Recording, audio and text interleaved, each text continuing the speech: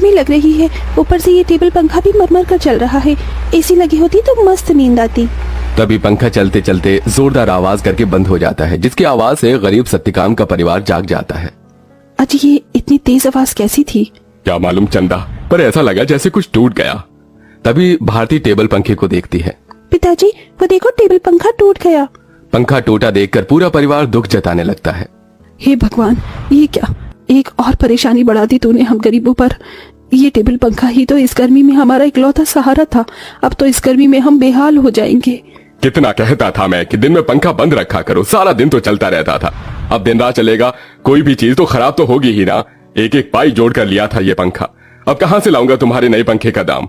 इसलिए तो कहती हूँ पिताजी कि घर में एक एसी लगवा दो, गर्मी भी नहीं लगेगी और नींद भी अच्छी आएगी। ये सुनकर गरीबी से झुंझलाया सत्यकाम अपनी दूसरी बेटी भारती को डांट लगाते हुए बोला, अरे चुप कर तू भारती, तेरा बाप कोई सर्विस वाला थोड़े है जो लाख रुपए महीना कमाता है। जब देखो एसी एसी एसी कहते रहती है। ये एसी सोफा सब अमीरों के घरों में होता है, हम गरीबों की औकात में नहीं है खरीदना। अच्छी अब जाने भी तो बच्ची है, अब ही चलो सब सो जाओ। आस पड़ोस वाले भी इतनी रात में हम गरीबों के घर में से हल्ला गुल्ला होता सुनेंगे तो क्या कहेंगे। जैसे तैसे सब गर्मी में सो जाते हैं, लेकिन अपने गरीब माँ बाप बहन को गर्मी से बेहाल देखकर वो गरीब बेटी रात भर खुद सो भी नहीं पाई। अरे सुबह हो गई, जल्दी से साफ सफाई कर लेती हूँ, फिर बाबा के लिए चाय भी बनानी है। घर में झाड़ू लगाकर जब वो घर के बाहर आकर देखती है तो आम के पेड़ से पूरे आंगन में पत्ते ही पत्ते बिखरे थे और पेड़ पर फल लगने को थे, जिसे देखकर वो खुश हो गई। अरे वाह, आम के पेड़ पर तो बेर लगने लगे हैं। अच्छा है, थोड़े दिन में आम पक जाएंगे। पिताजी को तो आम के साथ रोटी खाना कितना पसंद है। अगर उन्हें रोज अपनी मनपसंद की सब्जी या फिर मीठे आम मिल जाए तो वो पेट भरकर रोटी खाते हैं। लेकिन इस गरीबी में नमक रोटी और चटनी रोटी खाकर ही गुजारा करना पड़ रहा है। इस घर की बड़ी बेटी होते हुए भी मैं अपने गरीब माँ बाप के लिए कुछ भी नहीं कर पा रही हूँ।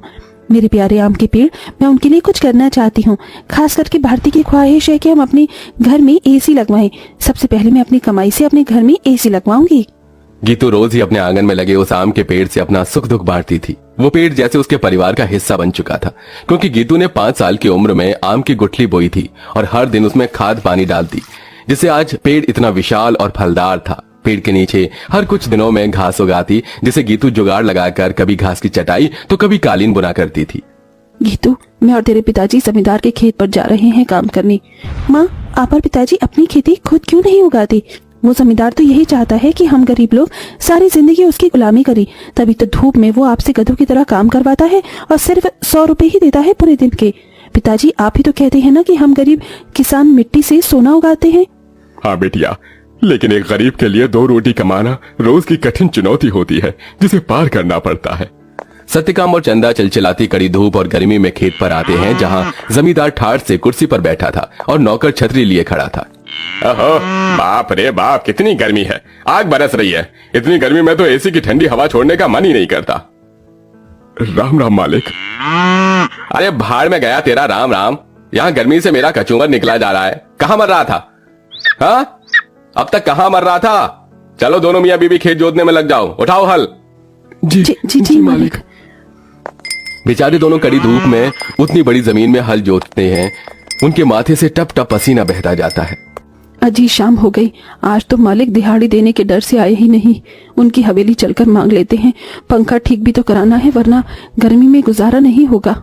दोनों जमींदार के घर आते हैं, जहाँ जमींदार पांव पसारे एसी की चिल्ड ठंडी ठंडी हवा खा रहा था। ओहो, क्या मजा आ रहा है। हा हा हा, एसी में भैया मजा बहुत है। अरे सत्यकाम, तू यहाँ? जी मालिक, पैसे दे दीजिए। ये पकड़ 200 और चल दफा हो जा। इसी तरह दिन गुजरते हैं। दोनों मियाँ बीवी जो भी कमा कर लाते अपनी गरीब बेटी के हाथों में रखते थे, जिससे बहुत ही समझदारी से गीतू घर चलाती और उसमें से कुछ बचा भी लेती।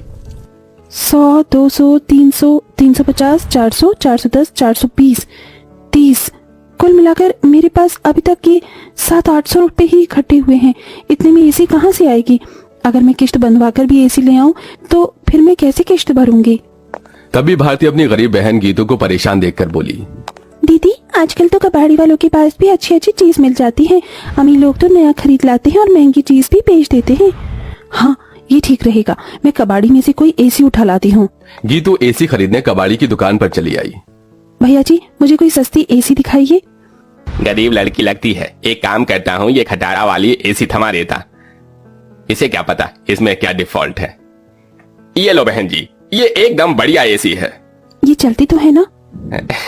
चलती नहीं दौड़ती है, एकदम धूम मचा देगी ठंडी हवा की। 1000 रुपए की लगेगी, अब जल्दी से ले लो।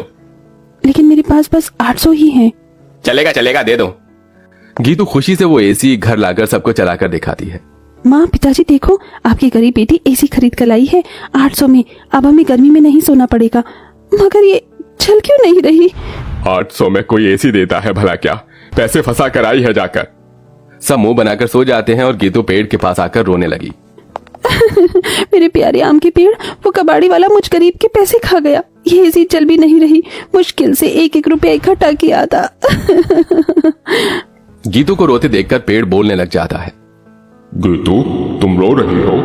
रो मत, मैं तुम्हारी एसी को जादुई एसी बना देता हूँ। क्या सचमुच में ऐसा हो सकता है? तभी पेड़ जादू करता है और जमीन पर ढेर सारे घास उगाते हैं जो बहुत चमक रही थी। गीतू, इस जादुई घास को मैंने अपनी शक्ति से उगाया है। इसे एसी में लगा दो, ये एसी जादुई हो जाएगी।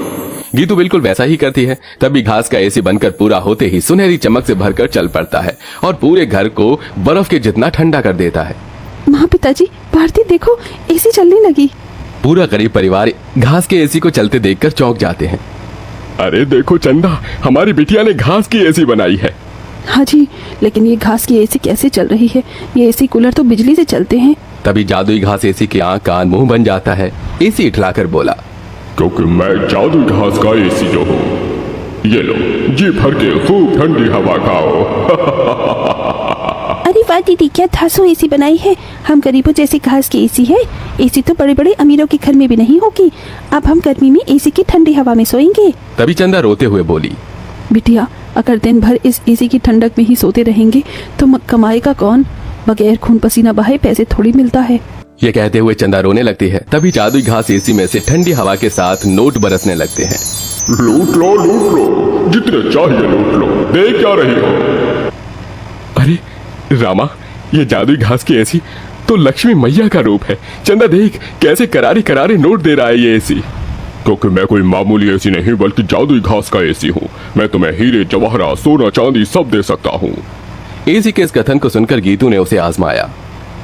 अगर ऐसा है तो हमें सोने चांदी के सिक्के देकर दिखाओ। तभी एक सुनहरी चमक के साथ जादुई घास एसी में से सोने चांदी के ढेर सारे सिक्कों की बारिश बरसने लगी। तुम तो सच में जादुई एसी हो माँ। अब आपको उस जमींदार की गुलामी करने की जरूरत नहीं।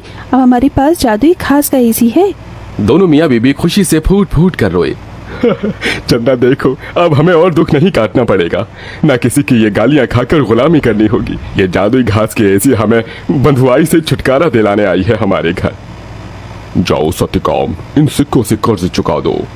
सत्यकाम ने जादुई घास एसी से मिले सिक्कों को बेचकर सबका कर्जा भर दिया और उसने पंखा कूलर एसी की अपनी दुकान खोली, जिससे गरीब भी कम दाम पर एसी खरीद सके। उस गरीब बेटी के बनाए जादुई घास एसी ने उसके गरीब परिवार का भाग्य बदल दिया।